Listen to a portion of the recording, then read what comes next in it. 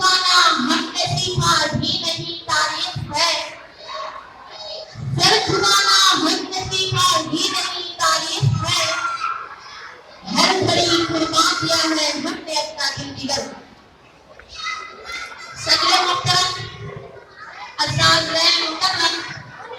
اور مہمانان معزز، سب سے پہلے آج کی اس قسم میں شریک تمام سامعین کرام اور مہمانان اعزاز کو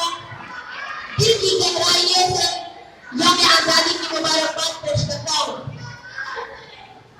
محترم حضرات، جب لال قلعہ کی جام عظمت کے لہراتے ہوئے جھنڈے کو فرنگی آواشوں نے تاخت و تاراج کر ڈالا اور سلطنت مغلیہ کا ٹمٹماتا ہوا چراغ گم ہو گیا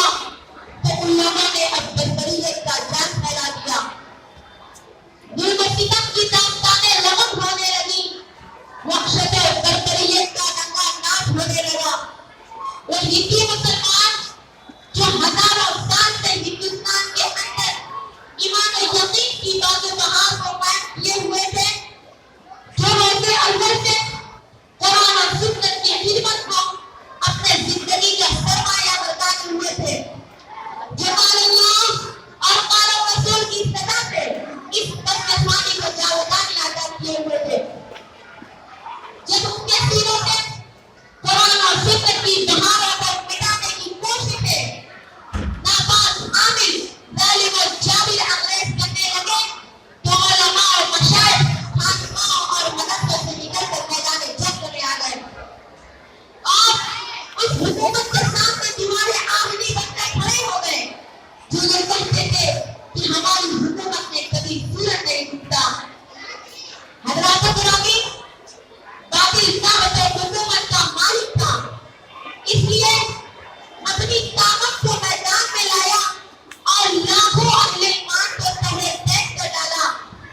نہ جانے کتنے قتل و غارت ہو کر اپنے بچوں کو یتیم کر گئے، عورتیں بیوہ ہو گئی، مال و دولت چھن گیا، زمین قرض کر لی گئی، اولاد کو قتل کر دیا گیا۔ سب کچھ ان لوگوں نے برداشت کیا مگر اپنے من میں ڈوب کر سراغ زندگی پا گئے اور اپنے خود کو ہند کے پانی سے سستا کر کے اس کی بے حدا کی آبیاری فرمائی، یہاں تک کہ یہ چمن ایک خوشنما اور شاداب گلستان بن گیا اور اس کا ہر پھول ان کے خون کے تشدد سے رونق افروز ہو گیا۔ سامعین بابرکین، اگر آپ تاریخ اٹھا کر دیکھیں گے تو آپ کو ملے گا کہ ہمارے علماء کرام آپ کے انگاروں پر پک گئے، پھانسی کے پھندے پر چڑھ گئے، دار کو اپنا ٹھکانہ بنا لیا، ہمارے اکابر نے گولیوں کو سینے پر مسکرا کر کھا لیا۔ جب کوئی جلاد تلوار چمکاتا ہوا نظر آیا تو نظر سے نظر ملائی اور یہ کہتے ہوئے تلوار کے نیچے اپنی گردن رکھ دی کہ خوشاوت دے کہ میری موت تیرے کوچے میں آ جائے، خوشاوت دے کہ میری موت تیرے کوچے میں آ جائے، یہی تو زندگی کا آخری ارمان ہے داخل۔ اسی طرح جنگ آزادی کے بالکل